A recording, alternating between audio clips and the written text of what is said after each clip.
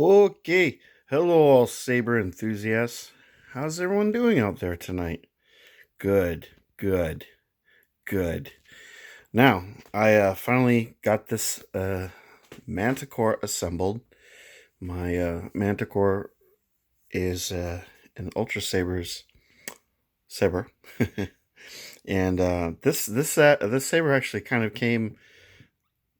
I kind of consider it as a freebie because I ordered a Spectre, and the Spectre came fully loaded with all kinds of doodads, and it came with a premium soundboard, which for some reason I can't get the fonts to work on. I get the one font, which is fine, I guess, in the end. But so on that saber, I'm gonna uh, I'm running out of blades, so I actually ordered some grab bag blades from Ultra Sabers to gussy up the order. I actually ordered with a little micro USB connector cables, so I can get into the soundboard on my computer, and hopefully it's compatible with Windows 7. Probably not, but we'll cross that bridge when we come to it, and see what's going on with the fonts on that thing. But that saber is quite lovely. Other than that, but I'm going to review the Manticore first.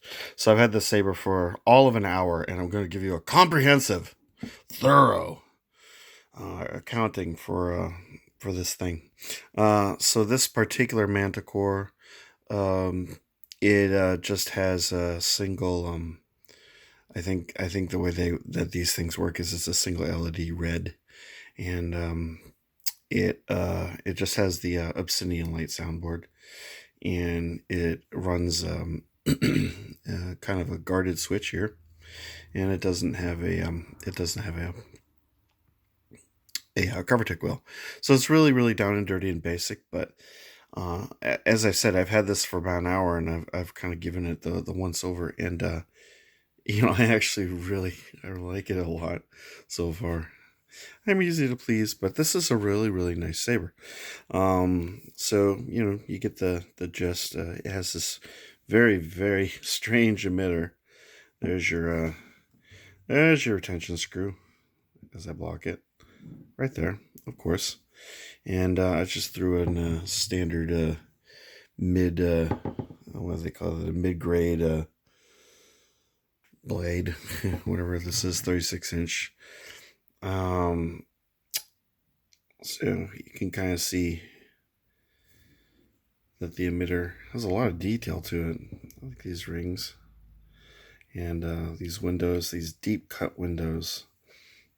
Truly very nice.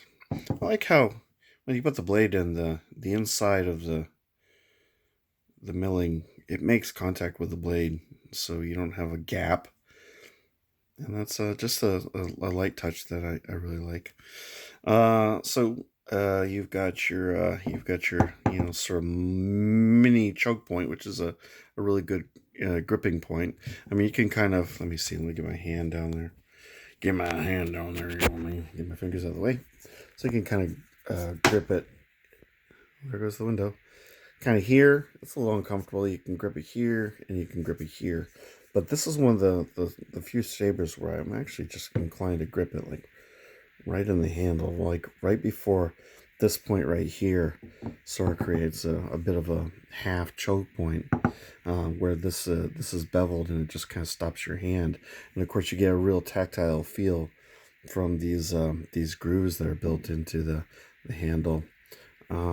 And then conversely, at the other end, you have another sort of beveled area, so it really kind of naturally restricts your hand to this black area here, so you don't lose control of the thing. I've done some spins, and you have some remarkable control over this thing.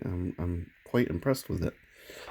It's a very simple design. It's kind of very straight. It doesn't really kind of like, it's not convex here, but it really works. Okay. So here's your pommel. So this whole unit, let's see, where does it connect? I can't remember where it connects, but this whole unit comes off, and the pommel comes off. So it's got some customizable aspects if you want to lengthen it or make it into a staff. Or I can imagine that this thing would make a wonderful, um, like two-bladed staff. But I mean, I guess that's pretty much what this thing is for anyway, right? It's supposed to be a variant of Darth Maul's saber. I think when you order this, usually I'll go into the Ultrasaber site and see what the options are. But I forgot to do that, and I'm sorry. But I've seen pictures of different emitter on this that looks much more like a Darth Maul esque emitter.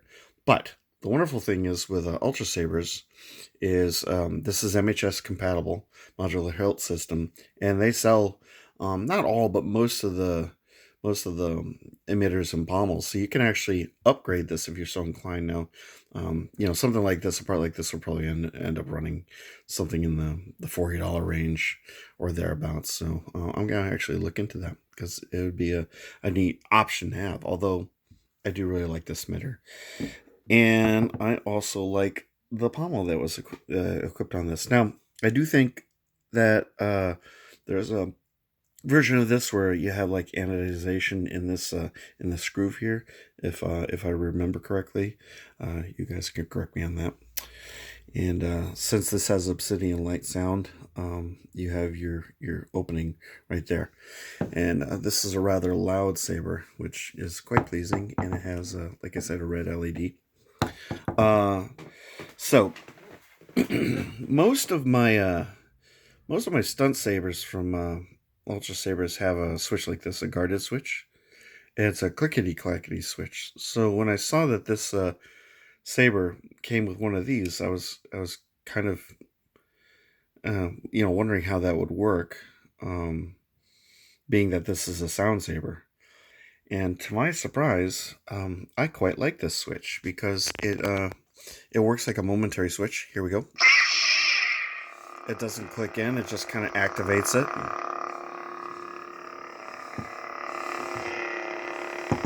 There's your lovely windows. Here's a question. I noticed I have this saber and I have a warglaive, and both of them have the red. They have a red LED, and when you ignite the saber after the initial ignition sound, you get a little bit of a pop. And I'm inclined to think that that's something inherent with the Obsidian Lite soundboard, or maybe the font is slightly different from any other saber that maybe doesn't have a red LED. I'm not too sure, but it's an interesting observation because I have other sabers that don't do that, and neither of them or none of them have red LEDs, but this one does, as does my warglaive, and that pop is there. So there you go. Anyway, so here's the sound of the hum.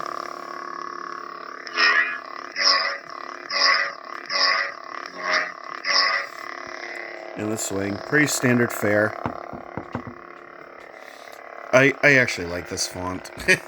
I'm weird. I like the simplicity of Ultra Sabers. I've never had an Ultra Sabers break, and so kudos to those guys. Their electronics are really simple, meat and potatoes, but they work and they're reliable. And what more can you ask? So anyway, this saber is running off of 4 AAA's. And the interesting thing is the seller actually sent me a brand new pack of AAA batteries. And I thought that was kind of amusing. It was an 8-pack of brand new Duracell AAA batteries. I mean, who does that? That's actually really cool. And then for the Spectre, they sent me the 2... here, let me turn this off. They sent me the 2 lithium-ion batteries that normally come with Obsidian Premium equipped saber with the lithium ion battery setup, and they sent me a spare set of batteries, and both sets were like fully charged. So this cell is going to get some positive feedback. Not only that, but they packaged all of the individual little parts for them. Well, not all of them, but I mean they removed the emitters. And with the Spectre, it was the emitter and the Suba, and there was another part, and wrapped everything separately. So I really like that. So the last thing I want to show you, let's turn this thing back on again, and that's the lockup. No flash on clash on this one. But I kind of just sort of consider this to be a bit of a mystery box sort of saber for me, and I really like it. I'm looking forward to swinging this around. I've been having a little bit of dead arm for a few days now from I think overdoing it a bit. So what are you gonna do, right? So here's the final visual tour of the Manticore. I did want to mention one thing.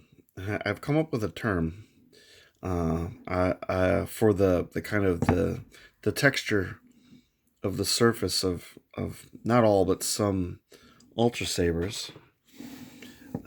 If you run your finger, you hear it? It's almost like a record. It's almost like grooves of a record. If any of you have ever held a record, it just occurred to me I'm kind of old. I'm oldish, and I remember records. And some of you probably have never even held a record, but obviously you know the gist. They have grooves, and sort of I call it micro knurling. I find that some Ultrasabers have micro knurling, and it sort of helps with the tactile aspect of handling the saber. And you want to know something? I really love it. I think it's great. I don't know. I have a love affair with Ultrasabers. That everything. I don't know. Yeah, they're kind of bulky, and they're really simplistic as far as the electronics go, and on some of them. But like I said, they're reliable. They're durable. You can beat on them, but they're comfortable, and they handle well. I don't know. I just have a soft spot. I really love Ultrasabers. You can have sabers from just about any company imaginable, and you're spending hundreds and thousands of dollars, but you can go and spend a couple $100s for a sound saber on eBay, or you go to their to Ultrasabers when they're having a sale, and you're gonna pick up whatever you pick up, and it won't fail you. That's all there is to it. Ultrasabers, no matter what you get, it won't fail you. And so that's my PSA for Ultrasabers, and I'll leave it at that. So anyway, I hope everyone has enjoyed this video, and I should have a video for the Spectre once I get that squared away. News: I managed to get myself a or it's shipped. It's on its way. An Electrum Sabercraft's Remnant. It's running the D2 board. I don't know really a whole lot about Electrum crafts, other than the fact that you can modify the settings of the saber from a cell phone app, and I'm really looking forward to experimenting with that and seeing what that saber can do. It's a beautiful saber. It's battle scarred. It's all beat to hell, but it looks great with the weathering, and it has full RGB, and I'm really excited about that. And actually, I think I'm going to do a separate video regarding latest developments with Saberforge and the Gen 3 line, and some of the issues I've had with my stalwart, which is rather unfortunate. But Saberforge has promised that they're going to make good on that, so I'll cover that all later. Anyway, I hope everyone enjoyed this video. I said that, didn't I? Yeah, pretty much. Okay. So, on that bombshell, I hope everyone has a wonderful rest of the week, and I hope you enjoyed this video. Comment, like, and subscribe, all that stuff. And I will see you next time. Have yourself... there's the pop! Pop! Have yourself a wonderful evening. Enjoy these windows.